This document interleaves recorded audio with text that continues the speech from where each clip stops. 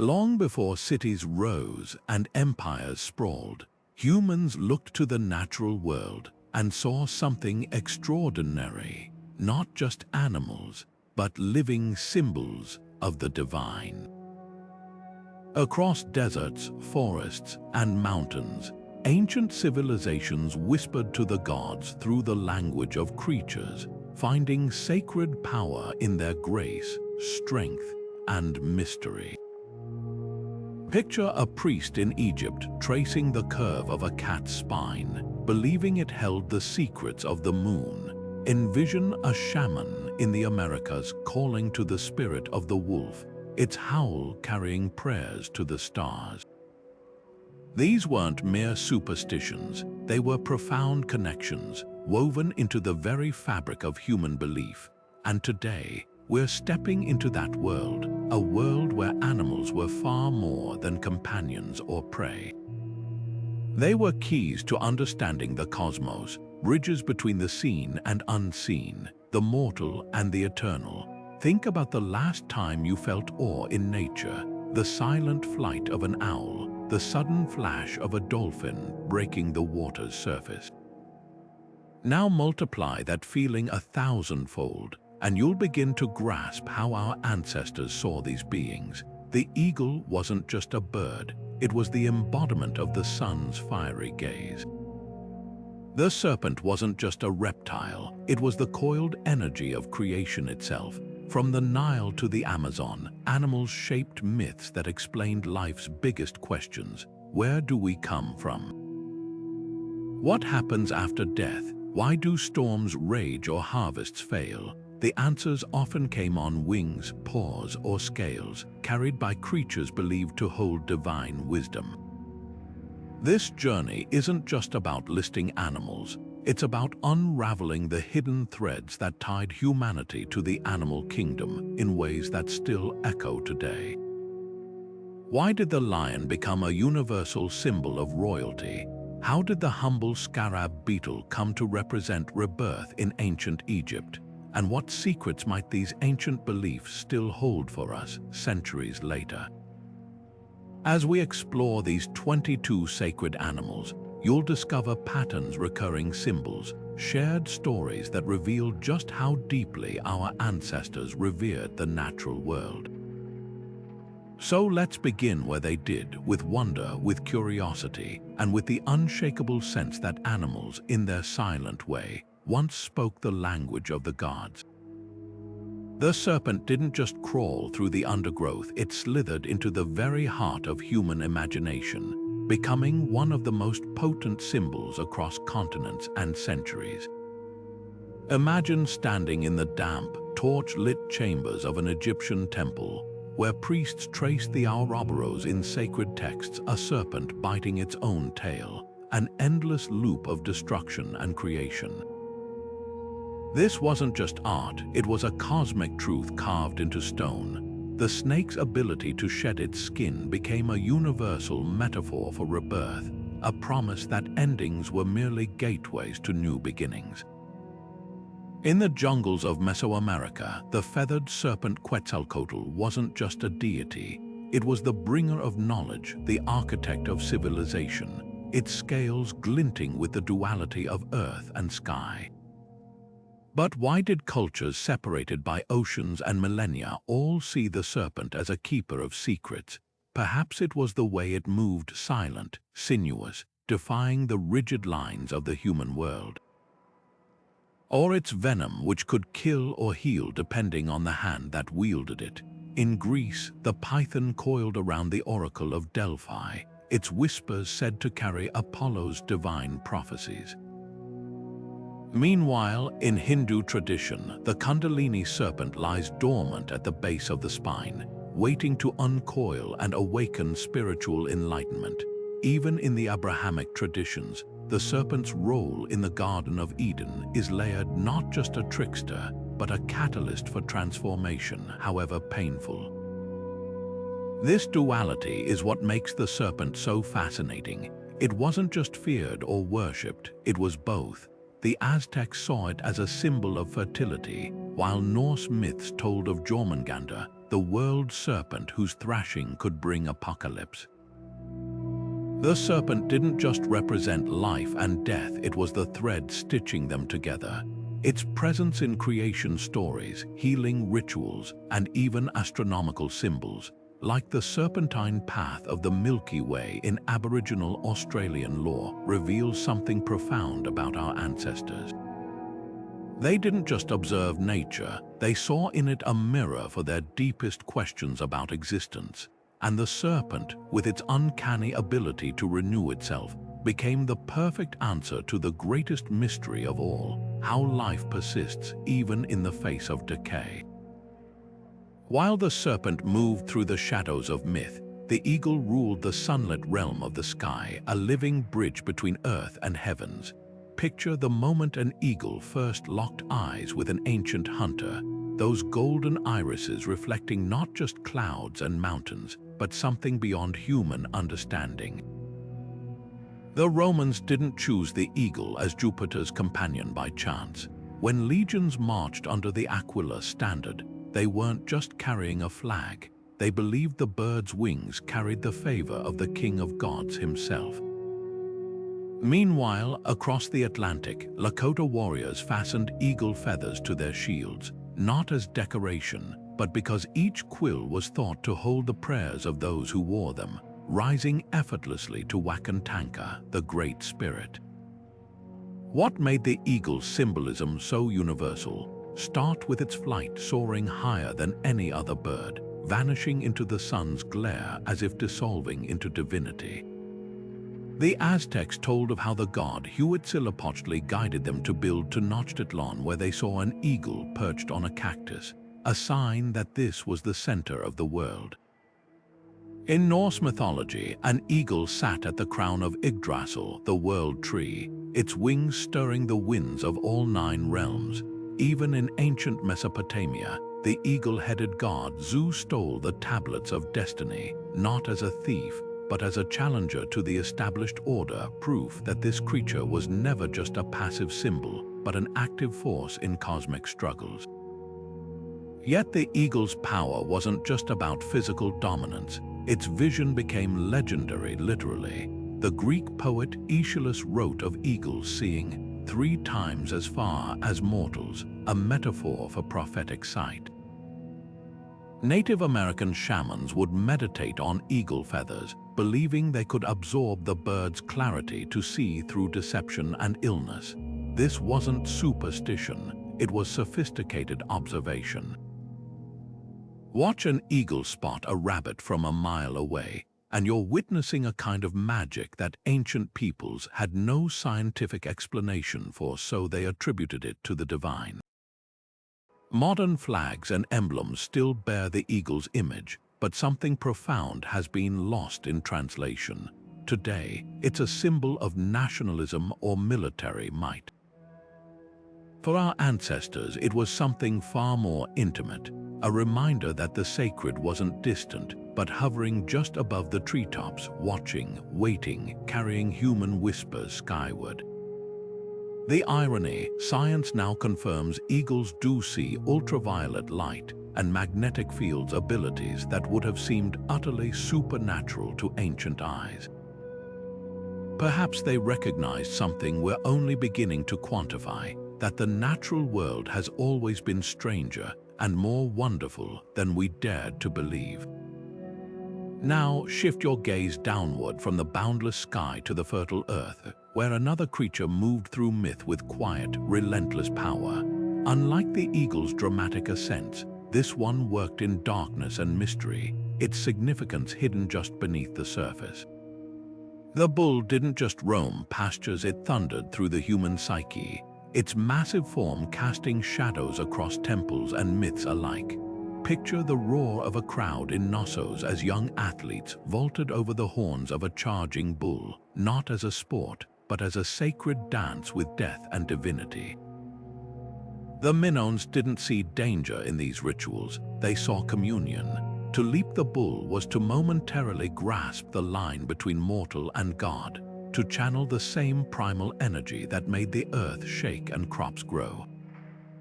Meanwhile, in Egypt, the Apis bull wasn't merely an animal. It was a living incarnation of Ptah, its black hide studded with diamond-shaped markings believed to map the cosmos. When it died, the entire nation mourned, and its mummified body was entombed like a pharaoh, because for the Egyptians, the bull's strength was the very pulse of creation. Why did cultures from Crete to the Indus Valley bow before this creature? Start with the obvious, raw, unbridled power. A bull could plow fields or crush bones with equal ease, making it the ultimate symbol of life and death intertwined. In Mesopotamia, the bull of heaven wasn't just a mythical beast, it was the storm itself, its snorts echoing as thunder, its hooves churning the clouds. When the goddess Ishtar sent it to punish Gilgamesh, its mere presence cracked the earth open. Yet this violence wasn't mindless, it was cyclical. The same brute force that could destroy a village also turned the soil for planting, linking the bull to both chaos and renewal. Look closer and you'll notice something curious. The bull's horns arch like the crescent moon, a detail ancient peoples didn't overlook. In Anatolia, the Hittites depicted their storm god Tahunts astride a bull, its horns cradling the lunar cycle like a celestial clock. Hinduism's Nandi, Shiva's steadfast companion, isn't just a mount. Its white form symbolizes purity, while its unwavering gaze mirrors the god's own eternal vigilance. Even the zodiac's Taurus carries traces of this ancient reverence, its stars-forming horns that gore the sky, but perhaps the bull's deepest magic lay in its duality. It wasn't just a destroyer or a nurturer, it was both. The same animal that Greeks associated with Zeus's tempestuous rage also stood as a patient guardian of hearth and harvest. Celtic tribes adorned their shields with bull imagery, not just for intimidation, but because they believed its spirit could shield them in battle and bless their fields. This balance between fury and fertility, earth and sky, made the bull a perfect vessel for the divine. Modernity has reduced it to a symbol of financial markets or rodeo shows, but walk through the ruins of Catalhoyuk, where bull skulls were embedded in walls 9,000 years ago, and you'll feel it, the echo of a time when humanity knelt not in fear, but in awe before the sublime power of the beast that fed them, terrified them, and ultimately connected them to something greater themselves. Now turn your attention to a creature of quieter mystique, one that didn't thunder across plains, but slipped through reeds and rivers, its serpentine body weaving through the subconscious of civilizations from the Nile to the Yellow River. The lion didn't just rule the savannah, it prowled the borderlands between the mortal and divine, its golden mane a crown bestowed by nature itself. Walk through the ruins of ancient Mesopotamia, and you'll find their temples flanked by towering stone lions, not as decorations but as sentinels. These weren't mere statues, they were believed to hold the spirits of actual guardians, their stone eyes watching for chaos that might threaten the sacred. Meanwhile, along the Nile, the great Sphinx's lion body cradled the head of a pharaoh, merging human wisdom with feline strength, a fusion so potent it still stirs wonder today. What made the lion the universal emblem of authority? Start with its presence. Unlike the solitary leopard or the fleeting deer, lions moved in prides, their social order mirroring human kingdoms. In Assyrian palaces, bas-reliefs showed kings hunting lions not to prove superiority, but to absorb their power through ritual. The Buddha's teachings were called the lion's roar, not for volume, but for the way it cut through ignorance like a predator's cry, silencing the jungle. Even in medieval Europe, lions carved into cathedral walls weren't just ornamentation, they symbolized Christ's resurrection. As legends claimed, lion cubs were born lifeless until their father's breath revived them on the third day. But the lion's sacred role wasn't just about dominance. In Ethiopia, the Lion of Judah wasn't merely a symbol of monarchy. It was a living lineage. Rulers claiming descent from the biblical Solomon and Sheba were said to share blood with actual lions. In China, guardian lions called shishi balanced cosmic energies, their male paw resting on a globe order while the female restrained a cub chaos. This duality reveals something deeper. The lion wasn't just a brute enforcer. Its vigilance protected temples, yes, but its nobility also modeled how to wield power justly. Modern logos and coats of arms still use the lion, but they've flattened its meaning. For our ancestors, its significance pulsed with layers, ferocity tempered by familial loyalty, strength paired with solemn duty. The next time you see a lion statue outside a library or courthouse, look closer. Those weathered paws once stood between humanity and the abyss, a reminder that true guardianship isn't just about power, it's about the wisdom to know when to roar and when to stand silent watch. Now turn from the sunlit realms of the lion to a creature of twilight, the owl, whose wings carried not just the hush of night, but the weight of prophecy and hidden knowledge. The owl didn't just inhabit the night, it owned the limeless hours with an authority that sent shivers through ancient civilizations. Picture an Athenian scholar bending over a scroll by lamplight when the sudden call of an owl pierces the silence. That sound wasn't just a bird's cry, it was the voice of Athena herself, her sacred companion offering divine insight. The Greeks didn't merely admire the owl's wisdom, they minted its image on silver coins, stamping the currency of an empire with wide, unblinking eyes that seemed to see through deception. Meanwhile, across the ocean, the Lakota spoke of the owl as Mapia luta, the red cloud bird whose feathers could part the veil between worlds during sacred ceremonies. What made this creature so universally mystical? Start with its unnatural silence, wings that cut through air without a whisper, as if moving through a dimension beyond human perception. In ancient Rome, hearing an owl's call meant checking your doorstep for fallen statues. Its voice was thought to herald the collapse of empires. Yet in Japan, the same bird was Fukuru, a pun meaning both owl and no hardship, its wooden charms clutched by merchants for protection. This duality, omen-bearer and guardian, reveals how cultures projected their deepest anxieties and aspirations onto the owl's moonlit wings. The owl's eyes tell another story. Unlike other birds, their forward-facing gaze mirrors our own, creating an eerie sense of recognition. The Maya depicted their god of death with owl eyes, believing they could peer into souls, while Celtic druids wore owl feathers to channel second sight. Even today, science confirms owls can rotate their heads 270 degrees, a trait that would have seemed supernatural to ancient observers. Perhaps that's why alchemists scribbled owls in manuscript margins. They weren't just symbols of wisdom, but living proof that nature hid astonishing secrets waiting to be decoded. But the owl's true power lay in its role as mediator. In West African Yoruba tradition, the owl carries messages between witches and spirits. Its screeches forming a language only initiates understand.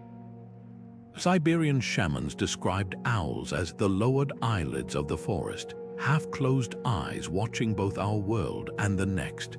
This liminal quality, perched between light and dark, seen and unseen, made it the perfect guide for those brave enough to seek hidden knowledge. Modern logos may reduce the owl to a mascot for bookstores, but walk through moonlit woods when one glides overhead, and you'll feel it. That primal chill reminding us some truths only reveal themselves in darkness.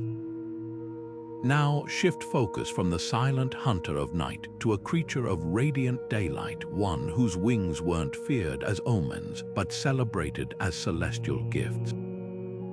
The wolf didn't just haunt the forests, it howled at the edges of human consciousness, its voice threading through myths as both warning and invitation. Picture a Norse warrior tightening his grip on his sword as storytellers whispered of Fenrir, the monstrous wolf whose jaws would one day devour the sun. That same night, in a Cherokee village, elders might point to the constellation we call the Big Dipper, tracing the outline of a wolf who'd stolen fire to gift humanity warmth. How could one creature embody such extremes: destroyer and benefactor, omen and guide? The answer lies in the wolf's uncanny reflection of humanity's own contradictions. Consider Romulus and Remus, the legendary twins nursed by a she-wolf. This wasn't just a survival story, it was Rome's origin myth, a paradox where civilization sprang from the wild. The she-wolf's milk sustained them, but her instincts lived on in the empire's ruthless ambition. Meanwhile, the Cheyenne told of Mahio sending the wolf as their first teacher, its pack hierarchy modeling cooperation, its hunting tactics instructing strategy. For every culture that feared the wolf's fangs, another revered its familial bonds. The Ainu of Japan left offerings for wolf spirits, believing they controlled the herds their survival depended on. The wolf's power stemmed from its duality. Its howl could freeze blood or stir camaraderie, depending on who listened. Celtic warriors wore wolf pelts to channel its ferocity in battle, while Mongolian shamans called wolves sky dogs, intermediaries between Tengri, the sky god, and the earthly realm. Even the wolf's physical traits became metaphors. Its eyes, glowing in firelight, mirrored the moon's cold vigilance, and its stamina running down prey echoed humanity's own relentless progress. Modern ecology confirms what ancients sensed: wolves shape entire ecosystems. Their absence causes rivers to erode, their presence restores balance. Perhaps that's the deepest lesson. The wolf wasn't just a symbol of wildness, it was proof that chaos and order aren't opposites but partners. When druids donned wolf masks during rituals, they weren't invoking savagery.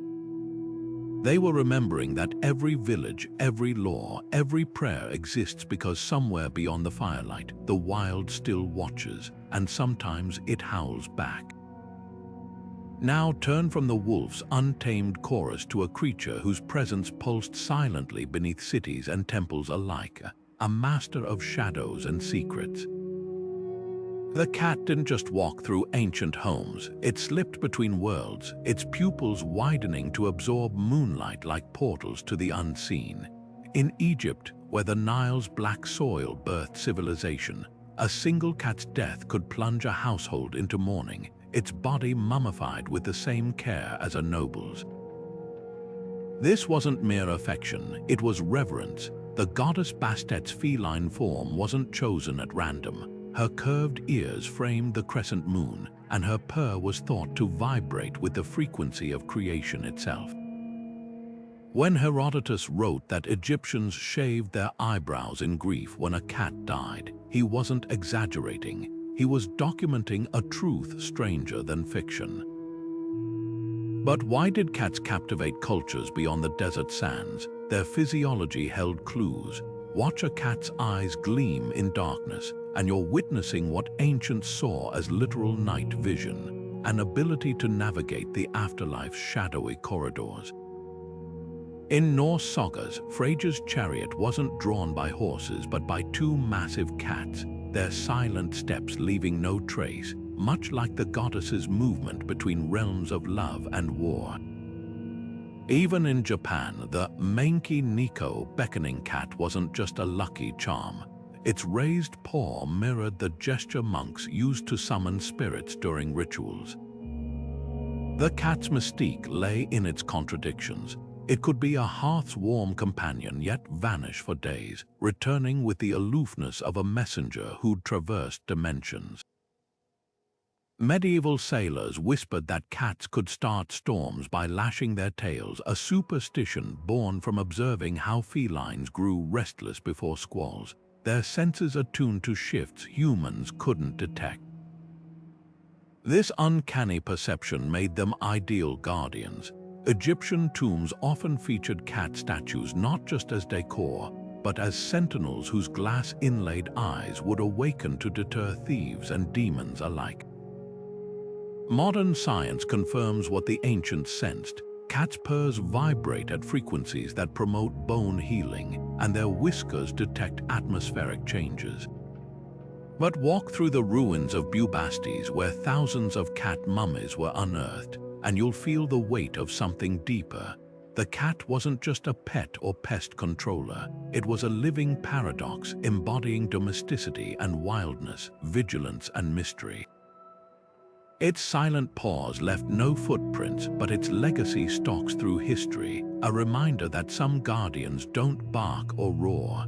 They simply watch, waiting in the threshold between what we know and what we fear to glimpse. Now turn from the moonlit grace of the cat to a creature forged in fire and folklore, one whose feathers weren't merely worn, but believed to carry the very spark of the sun.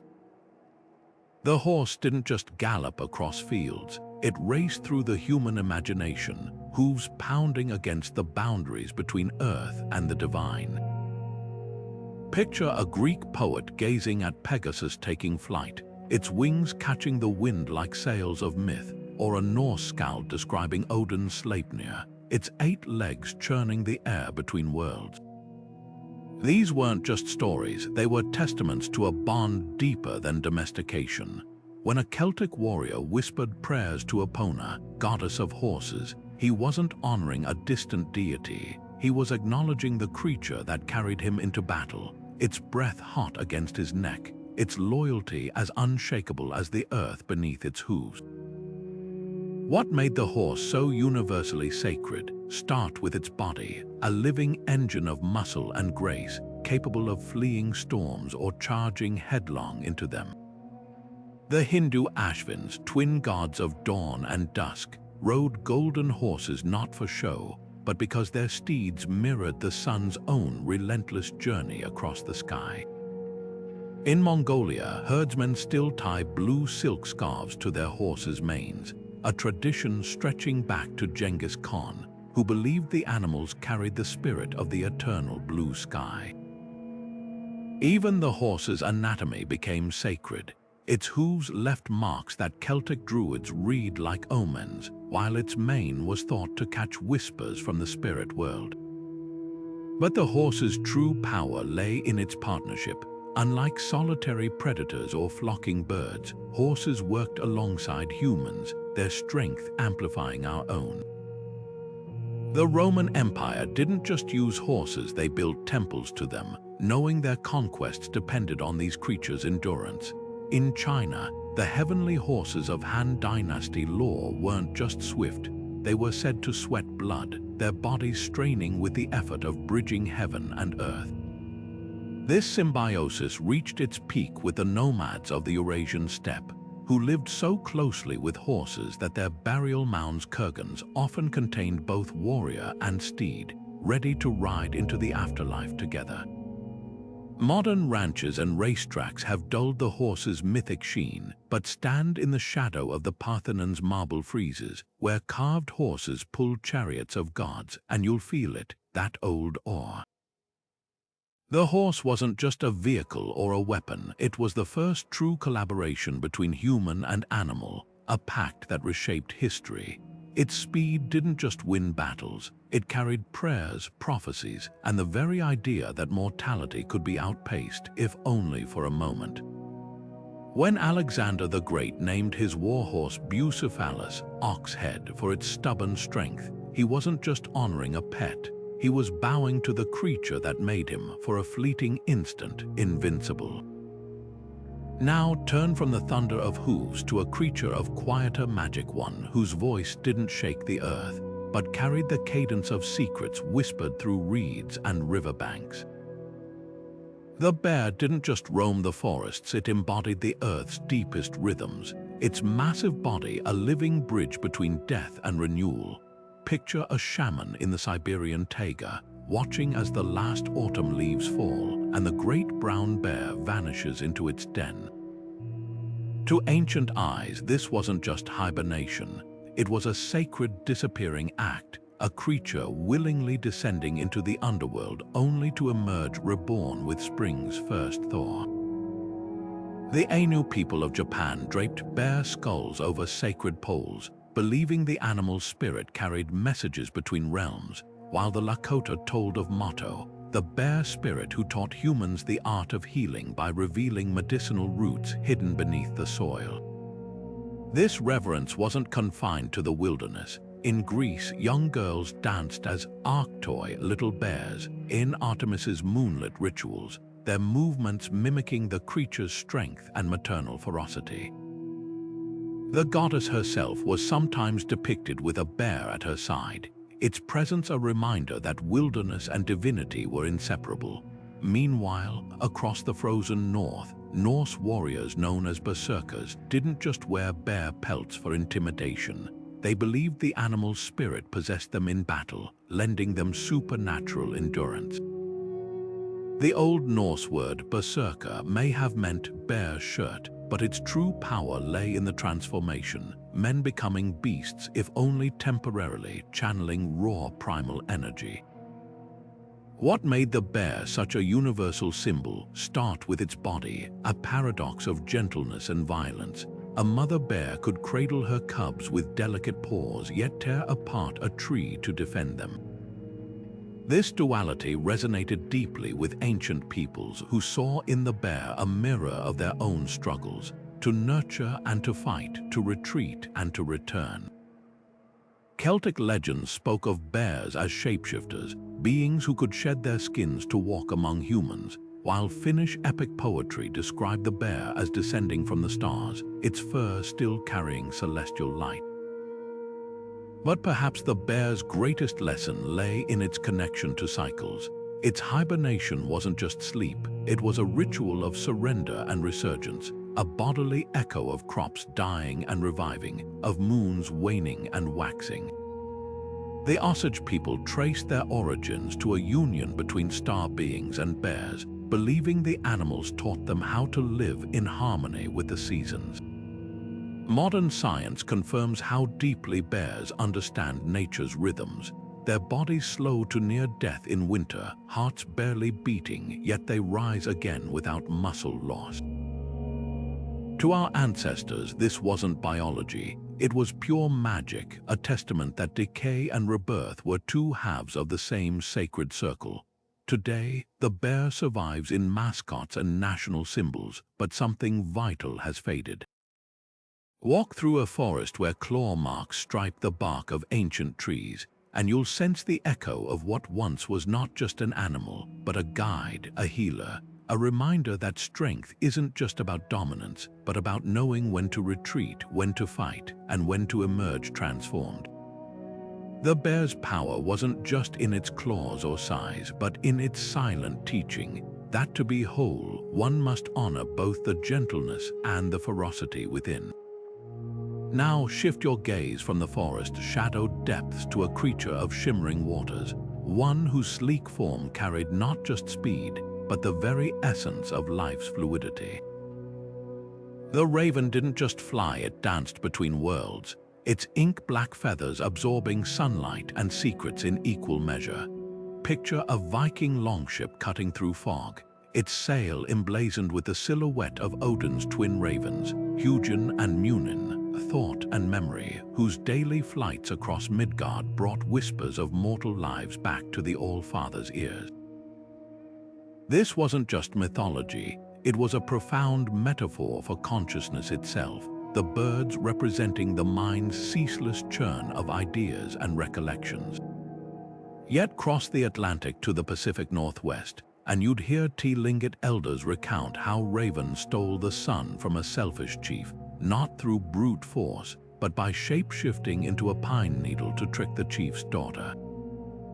How could one creature embody divine omniscience and mischievous cunning? The answer lies in the raven's unnerving intelligence, a quality so advanced it blurred the line between bird and trickster god. Consider the raven's physicality, its obsidian plumage that seems to swallow light, making it a living shadow. To the Celts, this wasn't mere camouflage. It signified the raven's role as a psychopomp, guiding souls between life and death. Welsh legends spoke of Bran the Blessed, whose name meant raven, and whose severed head continued to prophesy after death, linking the bird to both mortality and forbidden knowledge. Meanwhile, in the Arctic, Inuit hunters watched ravens lead them to sealed breathing holes, interpreting their behavior as both practical aid and spiritual intervention. The bird's eerie, guttural calls capable of mimicking human speech only deepened the mystique. Roman augurs didn't just listen for raven cries, they mapped their flight patterns across quadrants of the sky, believing each movement held coded messages from the gods. But the raven's true genius lay in its adaptability. While other sacred animals symbolized fixed traits, the lion's courage, the serpent's renewal, the raven embodied fluidity. In Japan's Shinto tradition, the Yatagarasu three-legged raven guided lost emperors with divine light, yet the same culture's folklore told of Tengu, raven-like goblins who misled travelers in mountain passes. This duality wasn't contradiction, it reflected nature's complexity. Ravens solve puzzles rivaling primates, remember human faces for years, and even hold funerals for their dead, behaviors that would have seemed supernatural to ancient observers. When Norse warriors saw ravens trailing armies, they didn't just see scavengers, they saw Odin's scouts evaluating who'd feast in Valhalla. Modern science confirms ravens plan for the future and barter with other animals, skills once attributed to divine favor. Walk through the Tower of London, where ravens' clipped wings are said to prevent the kingdom's fall, and you'll feel the echo of that old reverence. The raven wasn't just a messenger or a thief, it was a mirror held up to humanity, reflecting our own brilliance and cunning, our hunger for knowledge and our capacity for deception. Its wings didn't just cut through air, they sliced through the illusion that wisdom and trickery are opposites, revealing them as two faces of the same gleaming coin. Now turn from the raven's shifting identities to a creature whose form seemed sculpted by the elements themselves, the stag, whose antlers didn't just crown its head, but tangled with the very branches of the world tree. The crocodile didn't just lurk beneath the Nile's surface, it ruled as a living god, its scaly back breaking the water like a mountain range emerging from the deep. Imagine standing on the banks of ancient Egypt, watching priests lower offerings of meat and gold ornaments into the murky waters where sacred crocodiles glided. These weren't random acts of devotion, they were transactions with Sobek, the crocodile-headed deity whose jaws could crush rebellion as easily as his tears were said to swell the river's annual flood.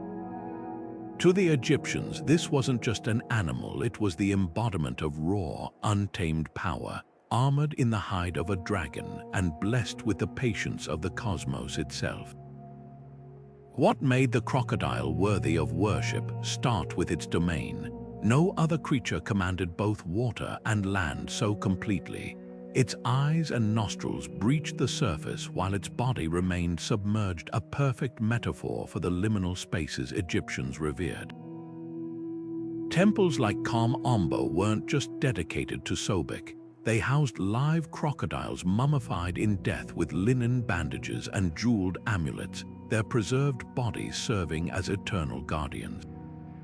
Meanwhile, thousands of miles east, Hindu artists sculpted the Makara, a crocodile-like sea monster whose gaping mouth framed temple gateways, its body a hybrid of fish, elephant, and serpent, symbolizing the chaos of creation tamed by divine order. But the crocodile's power wasn't just symbolic. Its biology defied human understanding.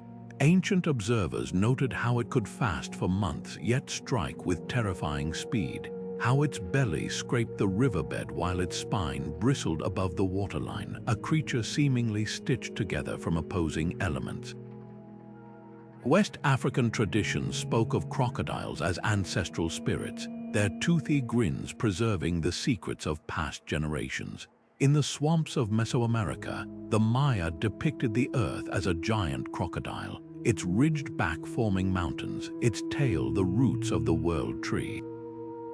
Even its tears, now explained by science as lubrication for its eyes, became legend proof that destruction and compassion could coexist in a single being.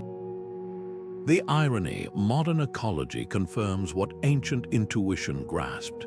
Crocodiles are keystone species. Their nesting mounds create microhabitats for other creatures, and their hunting patterns maintain fish populations. Walk through the ruins of Crocodilopolis, where pilgrims once sought Sobek's blessings for fertility and safe childbirth, and you'll sense the deeper truth. The crocodile wasn't just a monster or a god, it was a reminder that nature's most fearsome forces often hold the keys to survival. Its silent vigil in the reeds taught humanity's first civilizations the same lesson we're relearning today. True power lies not in dominating the wild, but in respecting its rhythms, lest the waters that nurture us rise with a vengeance. Now turn from the crocodile's primordial waters to a creature whose wings carried not just flight, but the very breath of life, a being as delicate as it was sacred. The deer didn't just step lightly through the forest, it moved between worlds, its antlers branching like portals to realms beyond human sight. Picture the misty groves of ancient Gaul, where druids gathered beneath oak trees to honor Cernunnos, the horned god whose crown wasn't forged of metal, but of living bone. Those antlers weren't just a hunter's trophy, they were a map of the cosmos, their tines mirroring the labyrinthine paths of the otherworld. Meanwhile, in the cedar-lined shrines of Japan's Nara, sacred Sika deer bowed their heads to receive offerings not as beggars but as envoys of the kami, their every movement a silent prayer in motion. What made the deer such a universal emblem of the sacred? Start with its paradoxes. A creature of surpassing gentleness, yet armed with antlers that could gore a wolf. Fleet enough to vanish at the snap of a twig, yet bold enough to lock eyes with humans in moments of eerie recognition. The Celts saw this duality reflected in their myths. Does leading heroes astray into enchanted glens, stags appearing at crossroads to offer riddles. Even the antlers' annual shedding and regrowth became a metaphor for resurrection, a cycle the Welsh associated with their otherworldly figure Gwyn ap Nudd, king of the fairies and master of the wild hunt.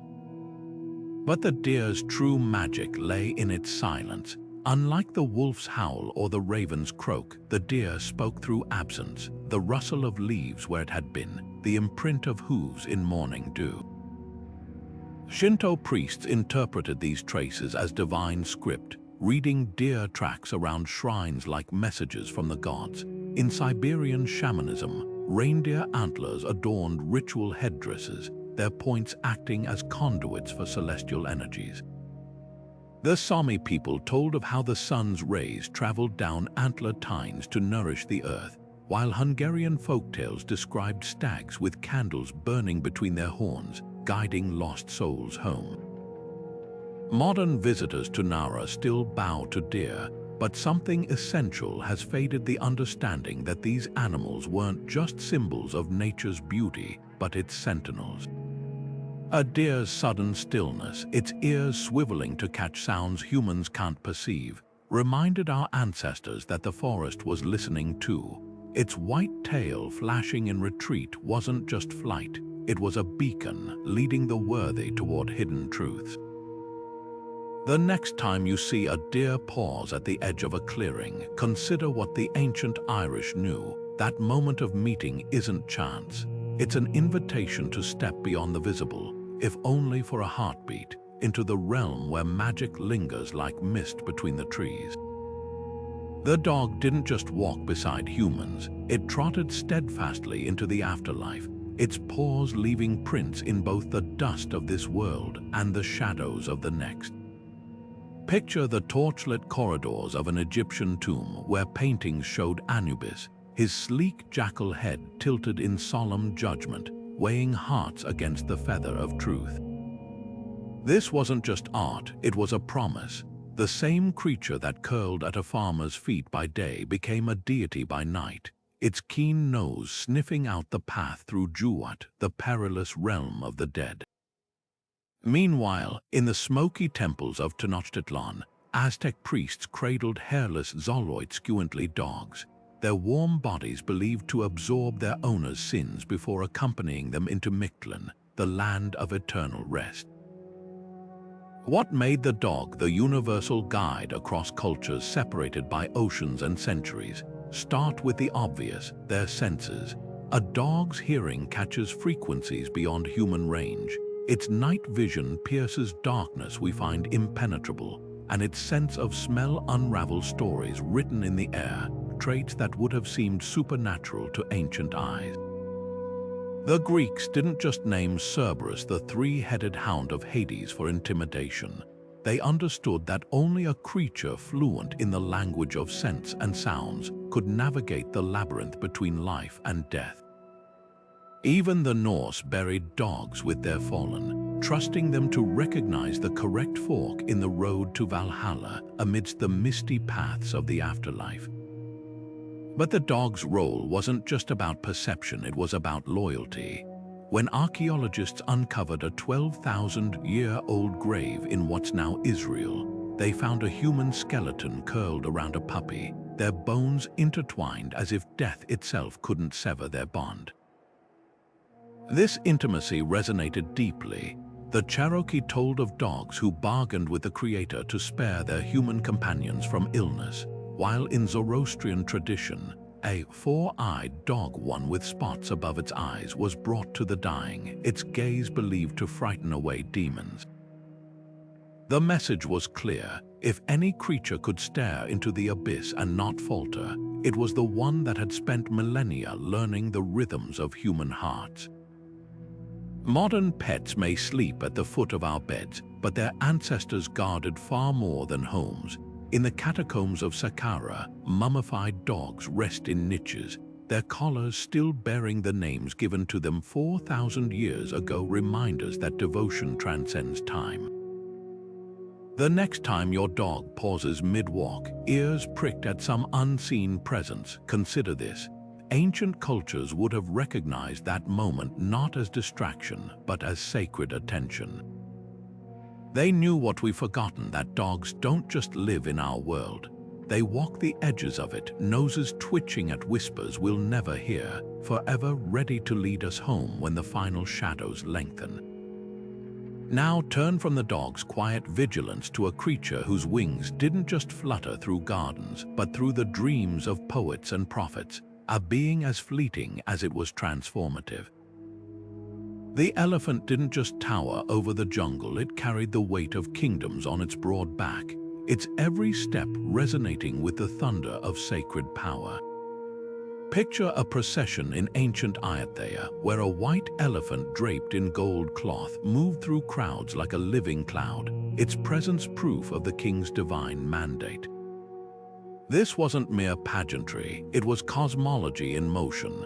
In Hindu temples, Ganesha's elephant head bowed not in submission but in wisdom, his broken tusk a testament to the sacrifices demanded by enlightenment.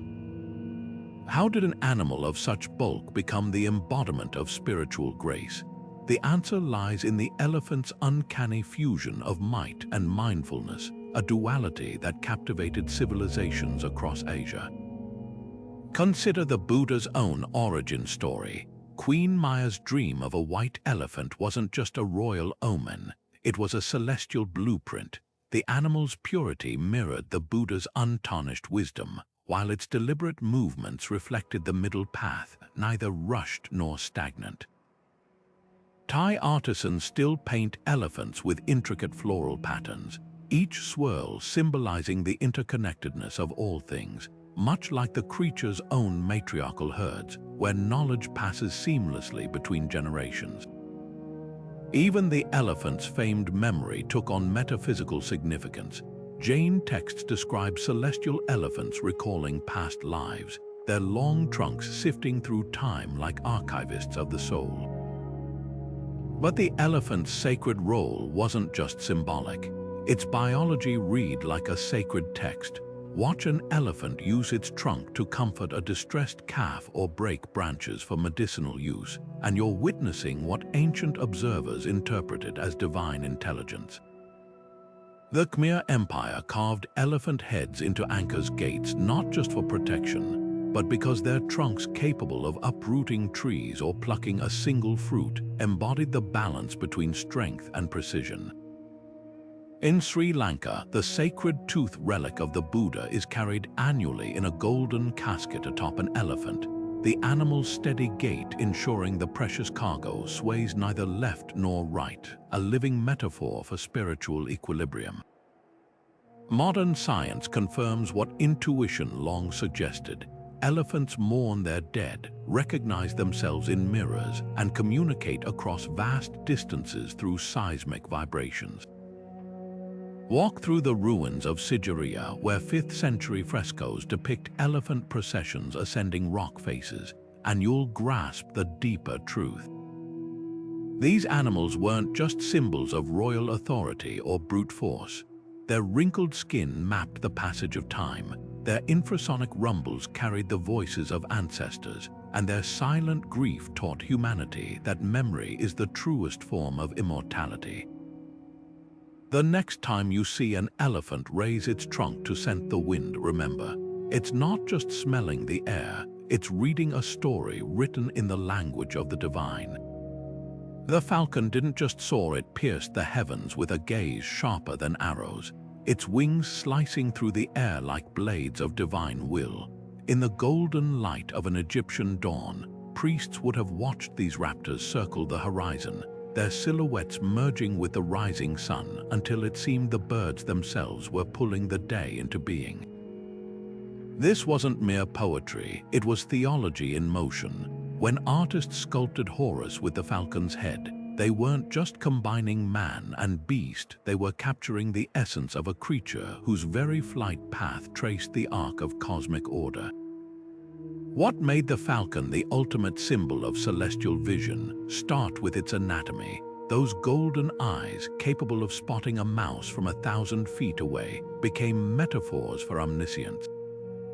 The Mesopotamians carved winged discs above their temple gates, not as decoration, but as embodiments of Shamash, the sun god whose all-seeing justice mirrored the falcon's lethal accuracy. Even the bird's hunting technique, dropping from the sky at speeds over 200 miles per hour, wasn't just predation. It was a demonstration of fate's inevitability. The Aztecs shared this reverence, depicting their god Huitzilopochtli with falcon feathers, each plume a ray of solar fire. But the falcon's power wasn't just in its sight, it was in its sovereignty. Unlike flocking birds or scavengers, falcons claimed the skies as solitary rulers. The pharaohs took this as divine endorsement. Their ceremonial crooks and flails bore falcon heads, declaring their rule as unchallengeable as the raptor's dominance over the wind. Norse legends told of falcons whose feathers could cloak the wearer in invisibility, while Mongolian shamans wore talons to channel the bird's ability to traverse spiritual realms. Even the falcon's molting cycle became sacred. Egyptian texts describe the Benu bird, a solar falcon that renewed itself every 500 years, a direct parallel to the sun's daily death and rebirth. Modern falconry preserves echoes of this ancient awe. Watch a trained gyrfalcon return to its handler's glove, and you're witnessing a ritual that once bound kings to gods. The next time you see a falcon hover motionless against a gusting wind, remember, our ancestors didn't just admire this mastery of physics. They saw the invisible hand of the divine steadying the wings of the world itself. The boar didn't just charge through the underbrush, it tore through the fabric of myth with tusks that gleamed like twin blades of paradox.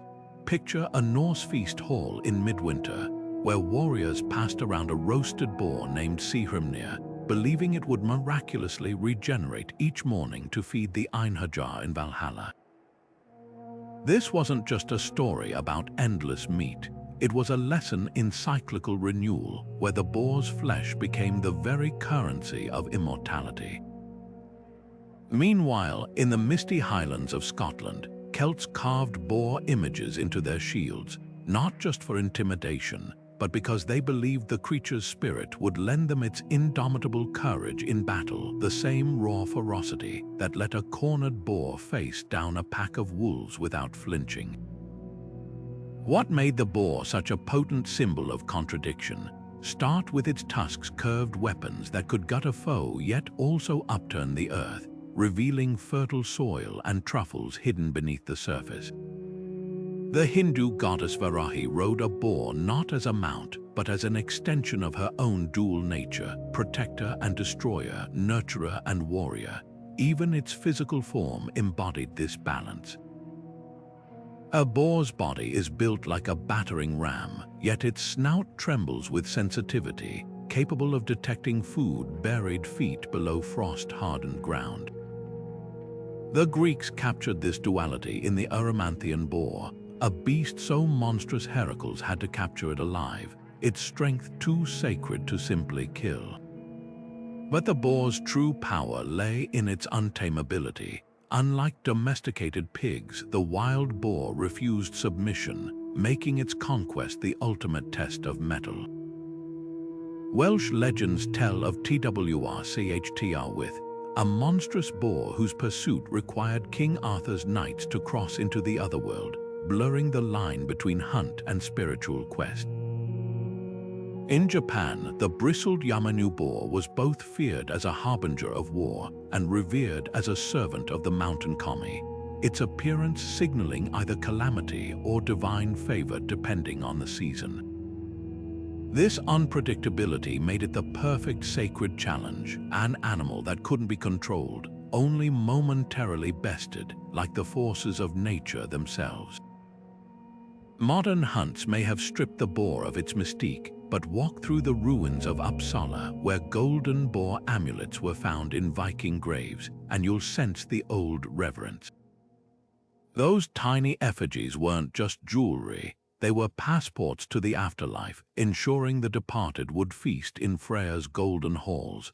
The boar's legacy isn't just about brute strength, it's about the sacred tension between destruction and creation, between the hunger that drives us and the abundance that sustains us.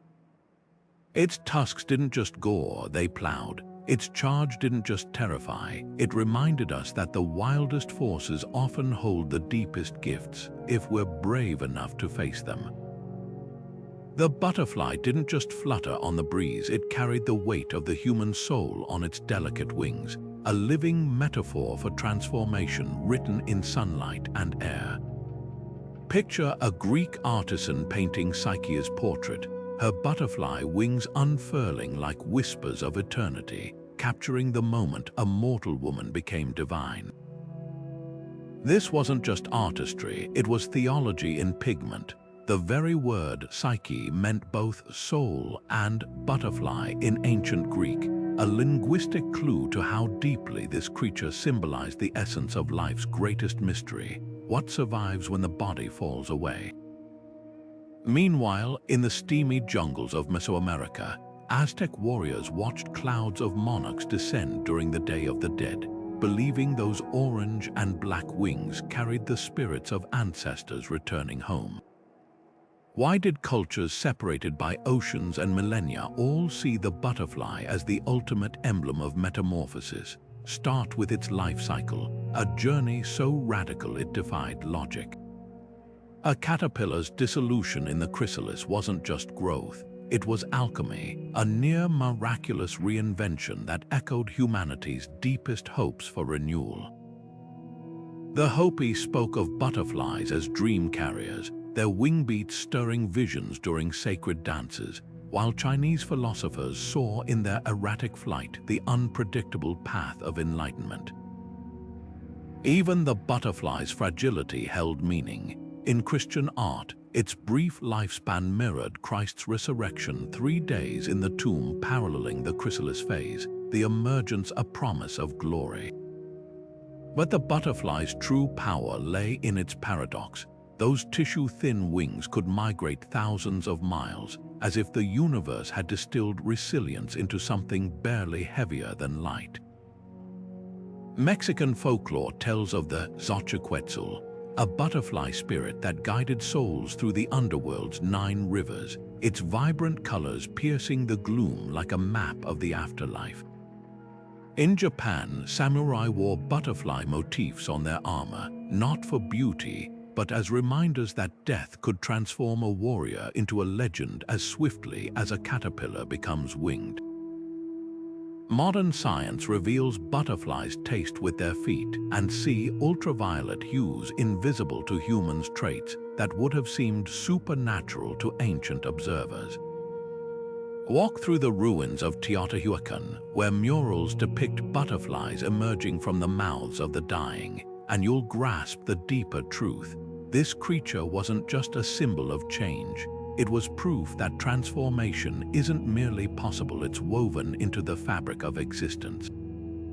The next time a butterfly lands on your hand, consider what the ancestors knew. That brief touch isn't random. It's an invitation to remember we, too, are mid-metamorphosis, our souls still unfurling. Now turn from the butterfly's silent dance to a creature whose voice thundered through myth, a being whose very presence shook the earth and sky. The whale didn't just swim through the ocean, it moved through human consciousness like a living continent, its bulk casting shadows over entire mythologies. Inuit elders still recount the story of Sedna, the sea goddess whose fingers became the first whales after she clung to her father's kayak in desperation, her severed joints sinking into the depths and transforming into the great beings that now sustain their people. This wasn't just folklore, it was a map of interdependence written in blubber and breath. Meanwhile, in the biblical tale of Jonah, the whale wasn't merely a predator, it was a divine taxi, swallowing the prophet not to punish him, but to carry him toward revelation.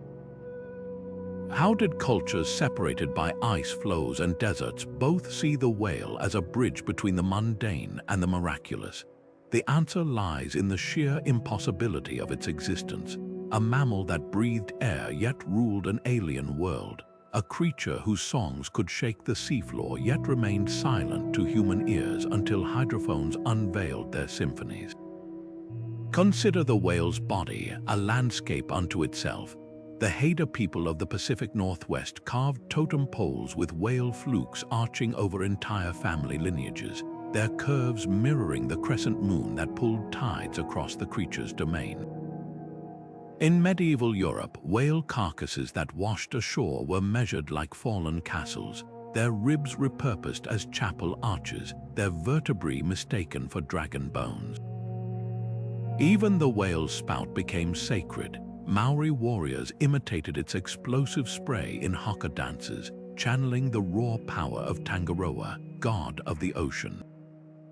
This wasn't just admiration, it was recognition that the whale embodied the sea's dual nature, life-giver and grave, provider and peril, but the whale's deepest magic lay in its voice.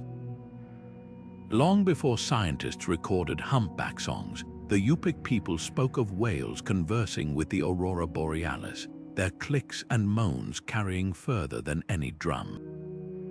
Japanese fishermen listened for the isona, the whale's breath, believing it carried weather predictions in its rhythm. Modern research confirms whales communicate across hundreds of miles, their low-frequency calls navigating by underwater mountain ranges, a fact that would have seemed like sorcery to ancient mariners. When the Tlingit described whales as keepers of the world's memory, they weren't speaking metaphorically. They'd observed how pods passed down migration routes through generations, a living library of currents and stars. Today, whale-watching boats crowd coastlines, but few grasp the old reverence. Stand on the shore of Baja California as a gray whale nudges her calf toward your outstretched hand, and you'll glimpse what the ancestors knew. This isn't just an animal. It's a mirror held up to our own smallness and wonder, a reminder that the deepest mysteries don't lurk in space but right here. in the dark water beneath our feet, where leviathans still sing the world into being.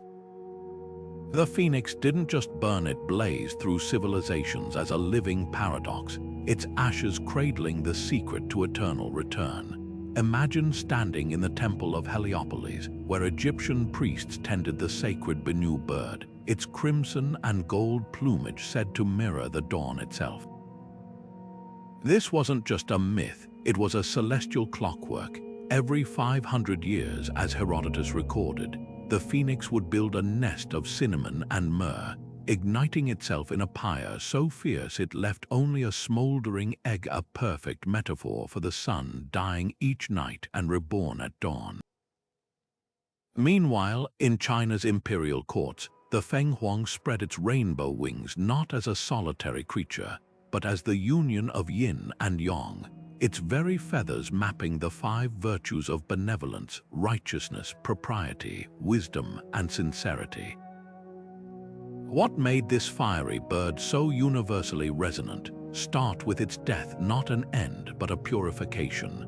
When Roman legionaries carried phoenix imagery on their standards, they weren't just invoking resilience, they were proclaiming that their empire, too, would rise anew from collapse. Early Christians painted phoenixes in catacombs, their cyclical rebirth prefiguring Christ's resurrection, while alchemists saw in its flames the promise of transforming base metals into gold. Even the phoenix's diet held meaning. Greek texts describe it tasting only morning dew, a food too delicate for mortal beings, sustaining a life untouched by corruption. But the phoenix's true power lay in its singular nature. Unlike other sacred animals that existed in herds or flocks, there was only ever one phoenix at a time. The Chinese spoke of its appearance only in eras of peace, its rare sightings proof of heaven's favor. Persian poets wrote of the Simurgh, a phoenix-like being so ancient it had witnessed the world's destruction 3 times over, its feathers holding the wisdom of ages. This singularity made it the ultimate symbol of continuity, a thread stretching unbroken through time, weaving together dynasties and deities. Modern science offers an eerie parallel in the Hydra, a tiny creature that regenerates indefinitely, or in the way stars explode to seed new solar systems. Walk through the ruins of Ephesus, where phoenix mosaics still grace ancient floors, and you'll grasp what captivated our ancestors. The phoenix wasn't just about cheating death. Its lesson was far subtler, that true renewal isn't repetition, but transformation. Each rebirth carried the memory of every incarnation before, just as humanity carries the embers of those who have burned brightly and gone, lighting the way for those yet to rise from the ashes. The dragon didn't just slither or soar, it commanded the very fabric of reality, its scales glinting with the uncontainable energy of creation itself. Picture a Chinese scholar tracing the sinuous body of a lung dragon inked on silk, its 5 claws pressing against clouds heavy with rain. This wasn't fantasy, it was meteorology and metaphysics intertwined. Emperors claimed descent from these celestial beings, their thrones adorned with dragon motifs not as decoration, but as proof of divine mandate. Meanwhile, in the smoky halls of medieval Europe, knights trembled at tales of worms coiled around treasure hoards, their breath-poisoning wells and their wings blotting out the sun. How could one creature embody such opposing roles? Benevolent bringer of rains in one culture, ravenous destroyer in another. The answer lies in the dragon's ultimate hybridity, a living collage of every elemental force humanity both revered and feared. Consider the dragon's anatomy, a masterpiece of symbolic fusion. The Chinese lung dragon's antlers crowned it with wisdom, its serpentine body mirrored rivers carving through continents, and its carp-like scales whispered of evolutionary potential. In contrast, the Norse Jormungandr's gargantuan coils encircled the world, its venom a tangible manifestation of chaos. Yet both shared a common thread. They weren't merely animals but ecosystems. The Aztec Quetzalcoatl's feathered serpent form bridged earth and sky, while Hindu Nagas dwelled in subterranean palaces, their gem-encrusted hoods regulating the planet's vital energies. Even the dragon's alleged habitats reflected this duality, perched on mountain peaks where lightning struck most fiercely, or lurking in deep caves where the Earth's heat simmered closest to the surface. But the dragon's true power lay in its role as cosmic librarian. In Mesopotamian myth, the Mushassu dragon guarded the tablet of destinies, its tripartite body lion, eagle, serpent representing dominion over land, sky, and underworld. Welsh bards sang of dragons buried beneath tower foundations, their restless energy channeled into national prophecy. When alchemists scribbled dragons swallowing their own tails in medieval manuscripts, they weren't doodling. They were encoding the Ouroboros, the endless cycle of destruction and rebirth.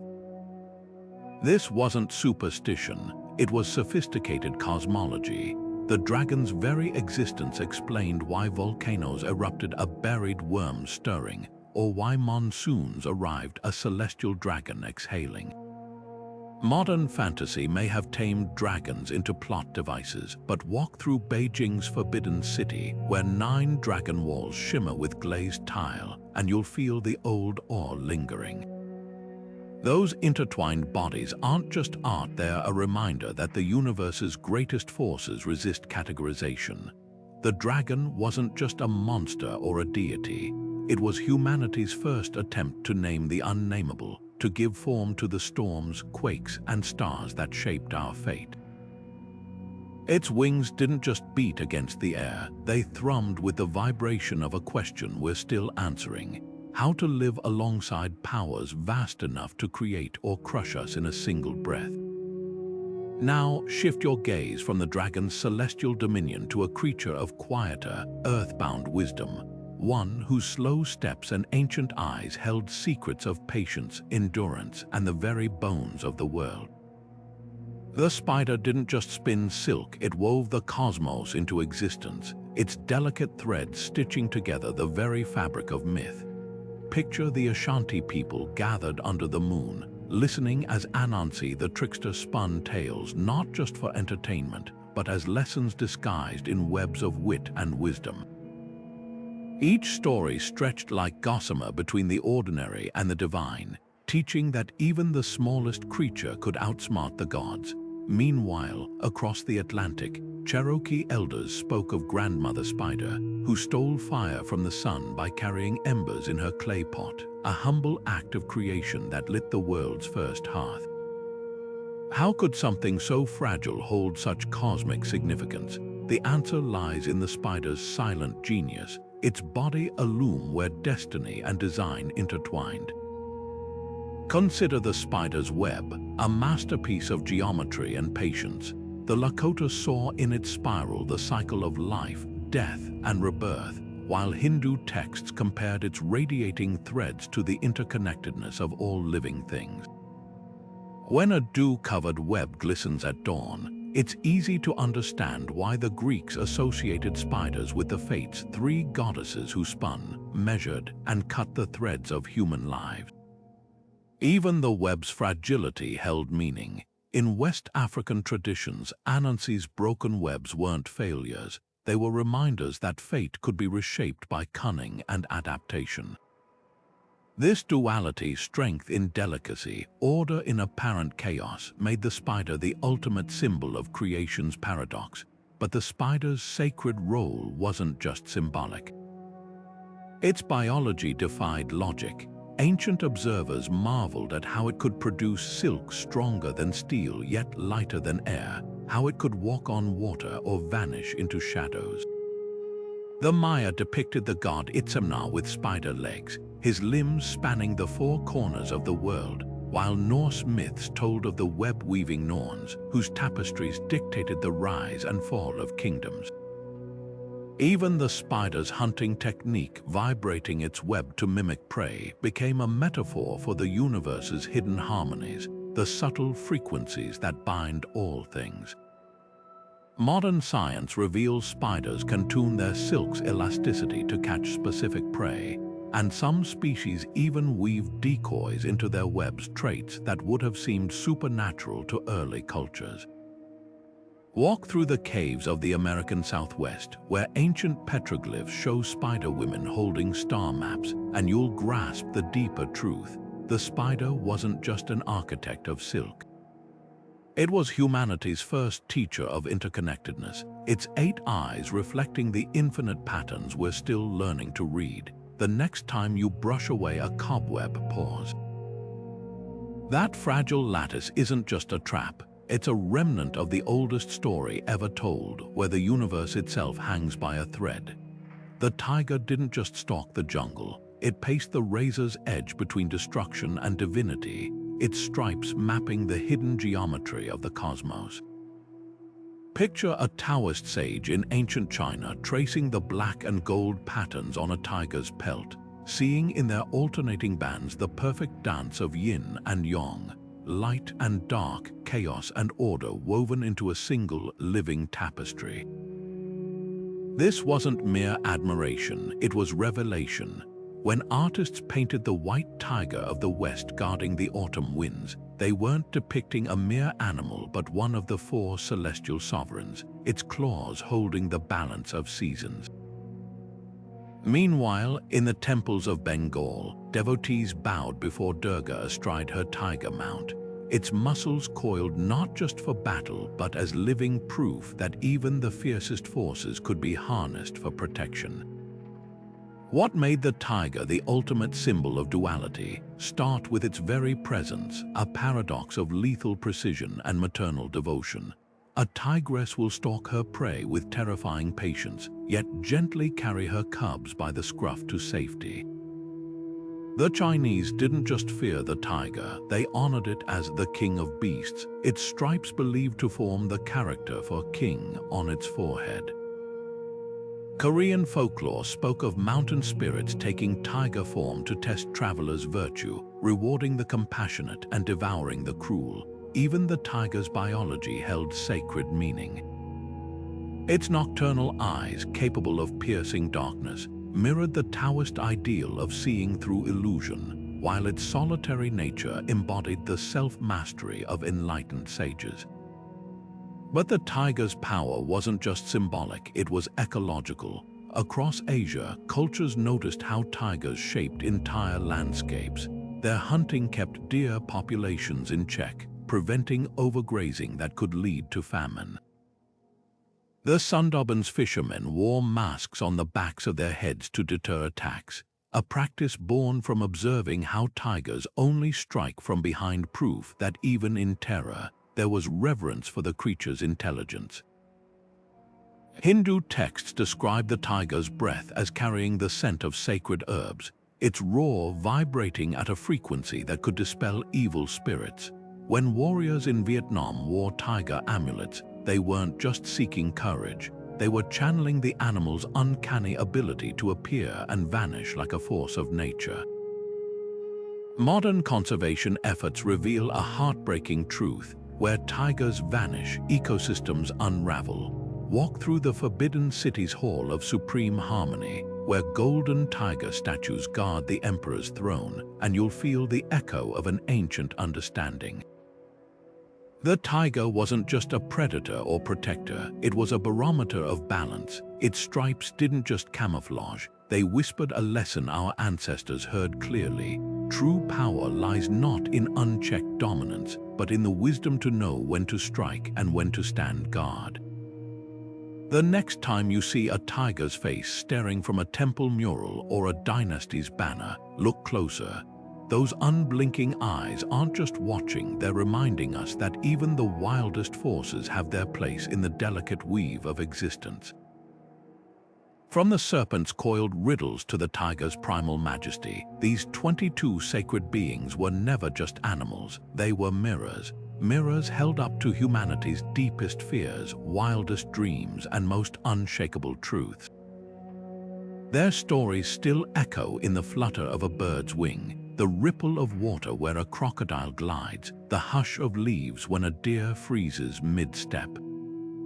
What our ancestors understood, what we've perhaps forgotten, is that these creatures weren't symbols because they were powerful. They became sacred because they were teachers. The wolf showed us how to belong to a pack yet honor our individual strength. The spider demonstrated that fragility and resilience could coexist in a single strand of silk. The elephant reminded us that memory is the closest thing we have to immortality. Think about the myths we've inherited. They aren't just bedtime stories or primitive explanations for thunder and sunrise. They're coded wisdom passed down through generations in the language of feathers and fangs. When an Aztec artisan carved an eagle clutching a serpent on a temple wall, they weren't decorating stone. They were mapping the cosmic balance between sky and earth. When a Celtic smith hammered boar images onto a warrior's helmet, they weren't just crafting armor, they were invoking the raw, untamable spirit of survival. These animals weren't worshipped out of fear, but out of recognition, a profound understanding that humanity wasn't separate from nature, but one thread in its vast, interwoven tapestry. Today, we've traded that intimacy for dominance. We've bulldozed forests where dragons once lurked in folklore, silenced the seas where whales sang prophecies. But the old magic hasn't vanished entirely. It lingers in the way a cat's purr still soothes our modern anxieties, how the sight of a soaring hawk can make us pause mid-text to marvel. Perhaps that's the greatest lesson these sacred animals offer, not that we should return to ancient rituals, but that we might relearn how to listen, to hear the lion's roar not as a threat, but as a reminder of our own capacity for courage. To see the butterfly's metamorphosis not as a quirk of biology, but as proof that transformation is woven into the fabric of existence. So tell me, which of these creatures speaks to you? Is it the owl whose silent wings carry the weight of hidden knowledge, or the horse whose thunderous gallop embodies freedom itself? Drop your thoughts below and let's keep this conversation alive. If you've enjoyed this journey into the sacred bond between humans and animals, hit that subscribe button to join us for more explorations into history's untold stories. Until next time, stay curious. The world is still full of wonders. You just have to know where to look.